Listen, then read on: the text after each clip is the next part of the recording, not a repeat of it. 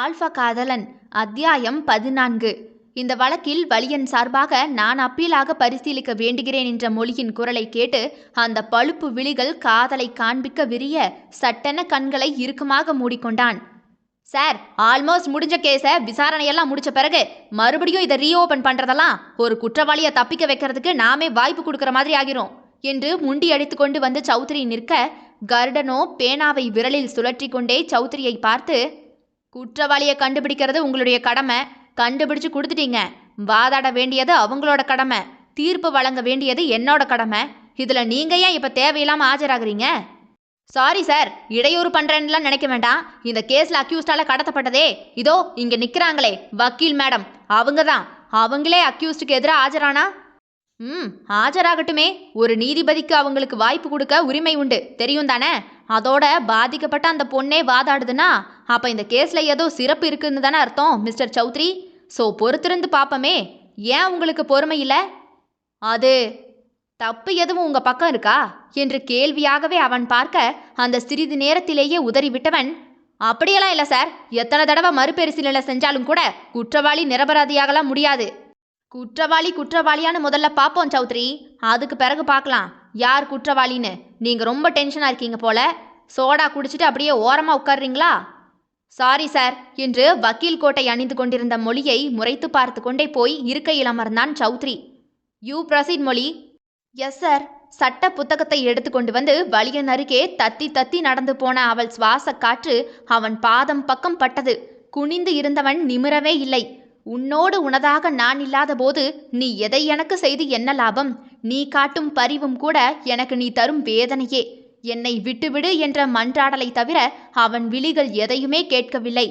நான் சொல்வதெல்லாம் உண்மை, உண்மையை தவிர வேறொன்றும் இல்லை அப்படின்னு இந்த புத்தகத்தின் மேல கையை வச்சு சொல்லுங்க வலியன் என்று மொழி புத்தகத்தை அவன் முன்னால் நீட்ட, அவன் மறுப்பே இல்லாமல் சத்தம் இல்லாமல் அவன் கைகள் புத்தகத்தின் மீது வைக்க, அவன் சுண்டு விரல் அவளின் விரலை தீண்ட சட்டென தீப்பட்டது போலவே தன் விரல்களை நகட்டி கொண்டான். மாற்றான் மனையை நோக்காத அவன் உத்தம காதலன் அல்லவா? நீங்க உங்க காதலியை கடத்திட்டு போனது உண்மையா? ஆம் என்று தலையசைத்தான். உங்க தாயை கொலை செஞ்சது உண்மையா? ஆம் என்றான். இப்போ இதில் இருக்கிற குற்றங்கள் எல்லாத்தையுமே நீங்க ஒத்துக்கிறீங்களா? ஆமா, எல்லா குற்றத்தையும் நான் தான் பண்ணேன். அதான் குற்றத்தை நான் தான் பண்ணேன்னு ஒத்துக்கிட்டாரே, இதுக்கு மேல என்ன வேணும் யாரானர் என்று மீண்டும் சௌத்ரி எழும்ப, மிஸ்டர் சௌத்ரி என்ற கருடனின் கண்டிப்பான குரலில் என்று மேசையை குத்தி கொண்டே அமர்ந்தான். ஒருவேளை ஒத்துக்கொள்ள வைக்கப்பட்டிருக்கலாம் இல்லையா? அவர் கடத்திட்டு போனது என்னத்தான்.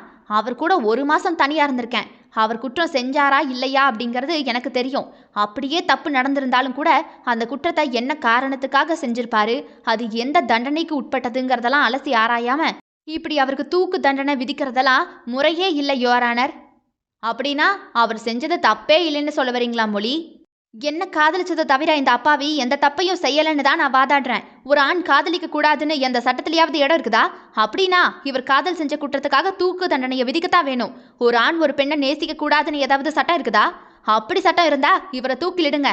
ஒரு ஆண் தூய்மையா நேசிச்சா கொலை குற்றவாளியா நிறுத்தப்படுவான்னு ஏதாவது சட்டப்பிரிவு இருக்கும்னா கண்டிப்பா அவரை தூக்குல போடுங்க. ஏன்னா காதலிச்சதை தவிர அவர் அறிஞ்சு எந்த தப்புமே செய்யல என்றவளின் கம்பீர குரலில் நீதிமன்றமே ஸ்தம்பித்து நின்றது. அவன் பார்வை தனக்காக வாதாடும் மொழியை வெறித்து போய் பார்த்தது. இப்படி ஒருதலை காதலனுக்காக வாதாடுற இவளை பார்க்கும்போது வேடிக்கையா இருக்கு. எனக்கென்னவோ இவளும் இதுக்கு உடந்துதான்னு தோணுது. இது ஒருதலை காதல் தானா இல்ல என்று சௌத்ரி கேலியாக சிரிக்க, அவர் காதலை அப்படியே ஏத்துக்க வேணும்னு கட்டாயம் இல்லை.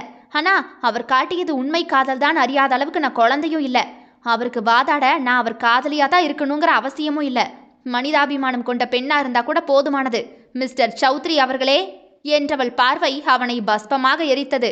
இத்தனை நாள் இல்லாத அக்கறையும் மனிதாபிமானமும் ஏன் திடீர்னு இப்ப வந்துச்சுன்னு தெரிஞ்சுக்கலாமா? 2 வருஷமா இந்த கேஸ் நடக்குது. இத்தனை நாள் வராத மனிதாபிமானம் இன்னைக்கு ஏனோ? வாய்ப்பு கொடுக்க படலைன்னு வச்சுக்கலாம் சௌத்ரி. ஏன் உங்களுக்கு தெரியாதா? ஒரு குடும்பத்துல வாக்கப்பட்டு போன பெண் அவ்வளவு எளிதாலாம் நியாய தர்மத்துக்கு போராடிட முடியாதுன்னு. அதை உடச்சி வர சிலதை தாண்டி தான் வர எனக்கு அவகாசம் தேவைப்பட்டிருக்கலாமே.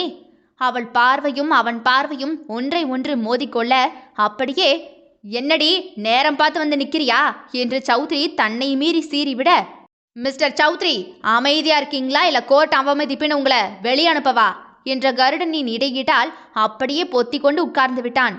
ஆனால் வீட்டுக்கு வாடி, உனக்கு இருக்கு என்று மொழிக்கு கண்களால் மிரட்டல் விடாமல் இல்லை. யுவர் ஆனர், இந்த கேஸ்ல இன்னும் ஆழமா போனா உண்மை எது பொய் எதுன்னு கண்டுபிடிக்க முடியும்.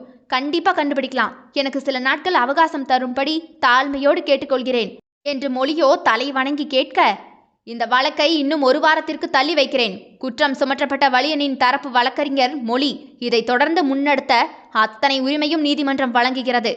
நன்றி யுவர் ஆனர். அதோட வலியனுக்கு சிறைச்சாலையில் போதுமான பாதுகாப்பில்லை. இந்த வழக்கு முடிகிற வரைக்கும் அவருக்கு பாதுகாப்பு வழங்கும் மனு இதோட சமர்ப்பிக்கிறேன் என்று சௌத்ரியை பார்த்து கொண்டே அந்த கவரை மேலே நீட்ட, இந்த வழக்கு முடியும் வரை வலியனுக்கு மிஸ்டர் சௌத்ரி அத்தனை விதமான பாதுகாப்பையும் வழங்க இந்த நீதிமன்றம் உத்தரவிடுகிறது என்று கருடன் கூறி முடிக்க, ஆ என்று சீற்றம் கொண்டு தலையை கோதியபடியே வீறிட்டென்று எழும்பி போனான் சௌத்ரி. வரும் 20ஆம் தேதிக்கு இந்த வழக்கை ஒத்தி வைக்கிறேன் என்று கருடன் எழும்பி போக, கூண்டிலிருந்து இறங்கிய வலியன் கையில் இருந்த ஊன்றுகோல் படியில் சிக்கிக்கொண்டு அவன் கீழே விழுந்து விடுவது போல தடுமாற, ஐயோ பாத்து என்று வேக வேகமாக போன மொழியோ அவனுக்கு கையை நீட்ட, அதை பிடிக்காமல் விளிம்பை பிடித்து இறங்கி வந்தவன், இப்பத்தான் ஊனமில்லாம நடக்க பழகிக்கிட்டு இருக்கேன், நான் பாத்துக்கிறேன் என்று அவள் நீட்டிய கையை அவன் தீண்டவே இல்லை. நல்லா இருக்கீங்களா வலியன்? உயிரோட இருக்கேன். அது உன் கண்ணை உறுத்துச்சோ? எதுக்கு இந்த வேண்டாத வேலையெல்லாம்? எனக்காக ஒரு உயிர் போயிடுச்சுன்னா என் குழந்தைக்கு நானே சாபத்தை ஏற்படுத்திக்கிட்டு தான் ஆகிரும். அவள் வயிற்றை ஒரு முறை பார்த்துவிட்டு அவளை பார்த்தவன், என் வாழ்க்கையை காப்பாற்ற போய் உன் வாழ்க்கையை இழந்துராத.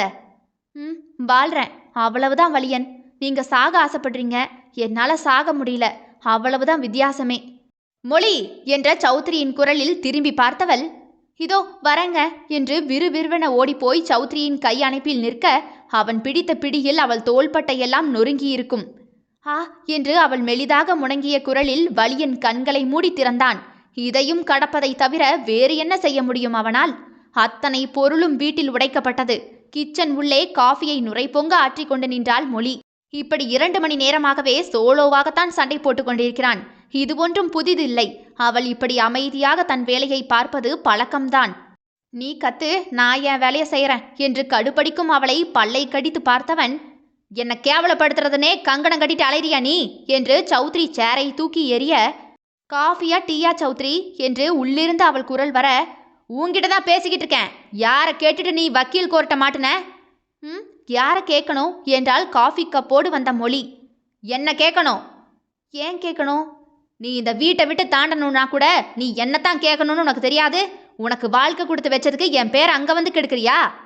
அப்பாடே, நீங்க கொடுத்த வாழ்க்கையை கொஞ்சம் யோசிச்சு பார்க்கறது என்று மொழி காஃபியை அவன் முன்பாக நீட்ட, அது பறந்து போய் அவள் காலில் விழுந்தது. உன்ன என்று சௌத்ரி அவள் கழுத்தை நெரிக்க போக, அவன் கையை மொழி கைகள் பிடித்து நிறுத்தி வைத்திருக்க, அவன் ஆத்திரம் கொண்டு காலை தூக்கிட, டேய் சௌத்ரி என்ற தகப்பனின் குரலில் அடங்கி போய் காலை இறக்கி கொண்டவன், அப்பா அவ வாய மூடு, உன் ஆக்கம் என்னன்னு எனக்கு தெரியும். அவளை வக்கீலாக விடாம கவுன்சிலிங் டிகிரியவே பதிய விடாம உன் பதவியை வச்சு 2 வருஷமா அவளை வக்கீலாக விடாம தடுத்தது எதுக்குன்னு எனக்கு தெரியும். அவளை வீட்டோட வச்சு கொடுமைப்படுத்துறியா? நான் தாண்டா உன்னை மீறி அவளுக்கு கவுன்சிலிங்கை பதிய வச்சது. நான் தான் அந்த பையனுக்கு ஃபேவரா ஆஜர் பண்ண வச்சது. அப்பா டேய், அவ கூட வாழ்றதுக்காக நீ மொழியை கூட்டிட்டு வந்த மாதிரி தெரியல, அவனுக்கு கிடைச்சிடவே கூடாதுன்னு அபகரிச்சுட்டு வந்த மாதிரி தெரியுது என்று அவர் கூற, உடனே அவன் பார்வை அவள் வயிற்றை பார்க்க, புள்ள கொடுக்குறவன் எல்லாம் ஆம்பளை கிடையாதுடா. மொழி மேலே ஒரு கீரல் விழுந்துச்சுன்னு வையே, பிள்ளைன்னெல்லாம் பார்க்க மாட்டேன் பார்த்துக்க. நீ என்னடா அவளுக்கு வாழ்க்கை கொடுக்கறது? ஏம்மா, கையோட டைவர்ஸ் நோட்டீஸ் எல்லாம் வாங்கிட்டு வந்திருக்கேன், அதில் கையெழுத்தெல்லாம் போட்டு அவன் முகத்தில் விட்டேறி மயிறு வாழ்க்கை கொடுத்தான். இவன் ஒரு நாள் கூட இந்த பிள்ளைகிட்ட அன்பா பேசி பார்க்கல. இப்படி வைக்கிற வாழ்க்கை மயிறு ரொம்ப தான் அவசியம் என்று விட்டு ரகுராமோ மருமகளை நோக்கி போக, மாமா நான் விளக்கமெல்லாம் தேவையில்லம்மா, நீ செஞ்சா சரியா இருக்கும், உங்கூட நான் இருப்பேன், நீ போய் ரெஸ்ட் எடு. என்னை மதிக்காதவ இந்த வீட்டில் இருக்கக்கூடாது, வெளியே போடி என்ற மகனுக்கு குறுக்கே வந்து நின்ற ரகுராமோ, அப்ப நீ வெளியே போடா, இது நான் சம்பாரிச்ச சொத்து. என்ன கூட்டணி சேர்ந்து ஆடுறீங்களோ? எத்தனை நாளைக்குன்னு நான் பார்க்குறேன் என்று சௌத்ரி மொழியை முறைத்து கொண்டே அறைக்குள் போனவன் கண்ணில் பட்ட அவள் படத்தை எல்லாம் தூக்கி போட்டு உடைத்து விட்டே வெளியே போனான்.